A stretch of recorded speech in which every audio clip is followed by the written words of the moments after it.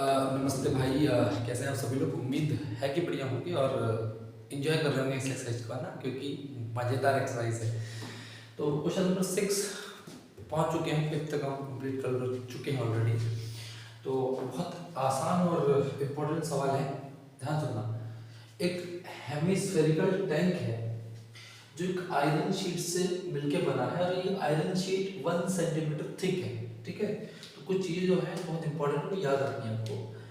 1 centimetre thick sheet है, ठीक है। अब मैं इसको समझाने की कोशिश करता हूँ। अब मान लीजिए आप इस गिलास को देखेंगे आप, है ना, कप को देखेंगे आप, तो ये जो थिकनेस है ना इसकी, ये जो थिकनेस है ये थिकनेस इसकी 1 सेंटीमीटर है, ठीक है। लेकिन इसका जो इनर रेडियस है ना मेरे बच्चे, रेडियस वो 1 मीटर का है।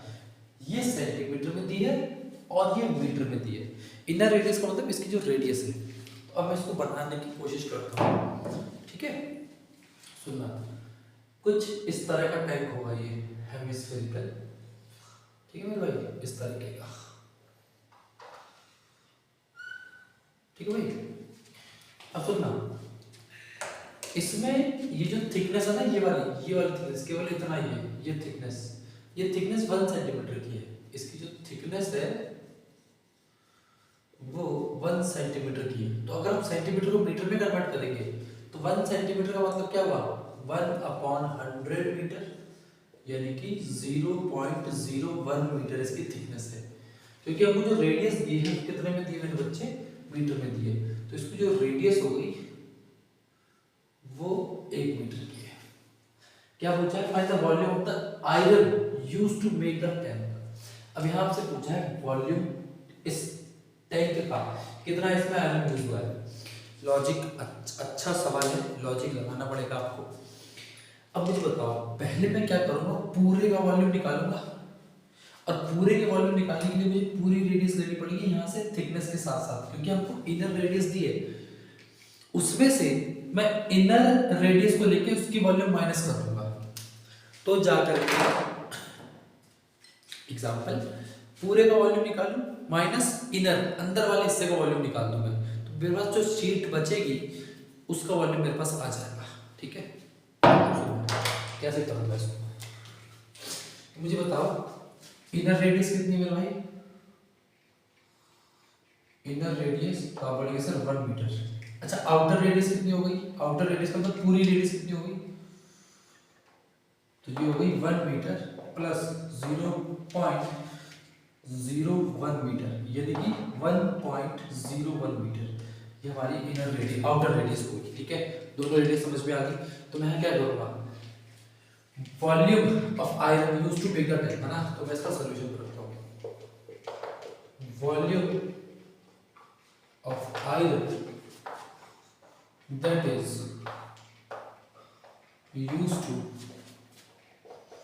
Make tank. तो होगा क्या, मैं पूरे की वॉल्यूम निकालूंगा पहले, है ना, वॉल्यूम ऑफ होल टैंक, है ना, whole tank minus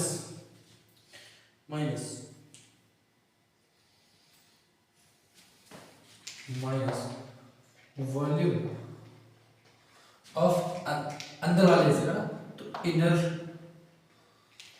part of tank, ठीक है। बात समझ में आ गई। तो मुझे बताओ होल टैंक का कैसे निकलेगा, होल टैंक ये हो जाएगा 2/3 पाई, होल टैंक है तो इसको मैं आउटर रेडियस बोलूं तो रेडियस आउटर, और इनर रेडियस का मतलब रेडियस इनर, RI, ठीक है। तो 2 पाई पूरे का क्या हो जाएगा, R आउटर का क्यूब माइनस 2/3 पाई, इनर का क्या हो जाएगा, रेडियस इनर का क्यूब। तो दिक्कत यहाँ तक आप लिखेंगे सर कोई प्रॉब्लम नहीं।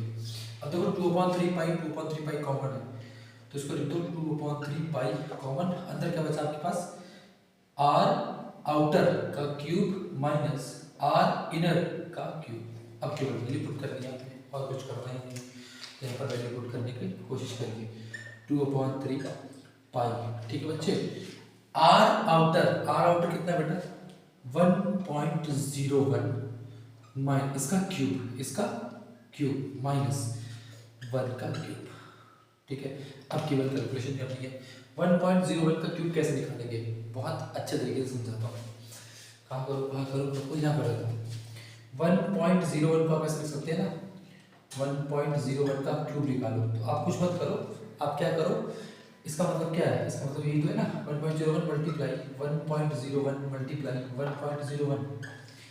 आप यार डेसिमल को थोड़ी देर के लिए भूल जाओ, क्योंकि देखो डेसिमल के बाद 2, डेसिमल के बाद 2, डेसिमल के बाद 2, तो टोटल 6 डिजिट के बाद क्या लग जाएगा, डेसिमल लग जाएगा। तो आप क्या करो, 101 मल्टीप्लाई 101 मल्टीप्लाई 101 कर लो, है ना।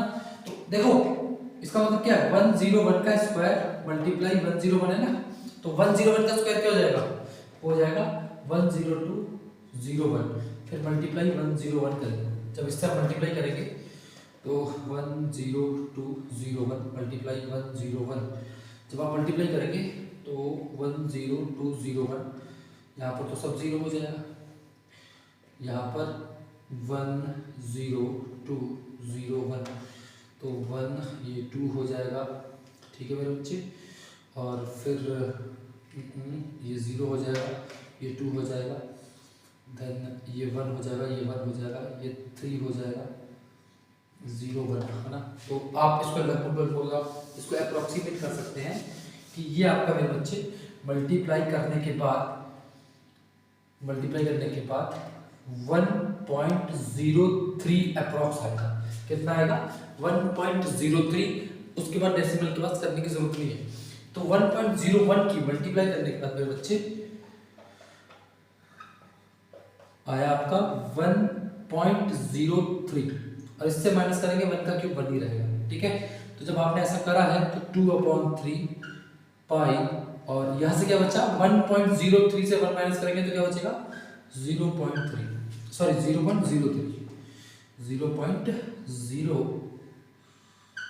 है ना। ये चीज आप खुद से करेंगे कैलकुलेशन, मैंने आपको करके तो बता दी है, लेकिन आपको खुद से मेहनत करनी पड़ेगी इस पर। ठीक है बेटा, तो ये चीज आ गई। अब सुनना मेरी बात, ऐसे बहुत इजी सवाल है। अच्छा, आप दो चीज कर सकते हैं, या तो पाई की वैल्यू 3.14 यूज कर लो, या पाई की वैल्यू 22.7 यूज कर लो। डेसिमल के बाद अप्रॉक्स का फर्क पड़ेगा, कोई ज्यादा फर्क नहीं पड़ेगा। ठीक है, तो मैं क्या कर रहा हूँ, पाई की वैल्यू यूज करके कर रहा हूँ, और 22.7 यूज करके देख लेना। ठीक है, अब देखो ये मल्टीप्लाई में है, तो मैं क्या करूंगा, यहाँ पर डेसिमल हटाऊंगा, नीचे 2 0 बढ़ाऊंगा, तो इस 3 से ये 3 कैंसिल हो गया। ठीक है, तो 2 इंटू पाई की वैल्यू 3.14 अपॉन में 100, तो ये हो जाएगा 6.28 अपॉन में 100, ये हो जाएगा आपका 0.0628, है ना। और किस वैल्यू पूछा है, तो इसका मतलब हो जाएगा सेंटीमीटर क्यूब। तो 0.0628 सेंटीमीटर क्यूब आ रहा है। ये तब आ रहा है जब मैंने पाई की वैल्यू 3.14 रखी है। आप अगर 22.7 रखेंगे तो आंसर आपका 0.064 अप्रॉक्स आ जाएगा। ठीक है, आप दोनों तरीके से कर सकते हैं, कोई दिक्कत नहीं है। आपका एनसीईआरटी में 22.7 यूज करके किया है, तो आप अपनी सुविधा अनुसार कर सकते हैं, आपकी इसमें गलती नहीं होगी। ठीक है, बेहद आसान सवाल था और जबरदस्त सवाल था। ठीक है, समझ में आया होगा तो जरूर एक बार प्रैक्टिस कर लेना मेरे बच्चों। देन नेक्स्ट सवाल की तरफ हम नेक्स्ट वीडियो में बढ़ते हैं। ठीक है भाई, चलो।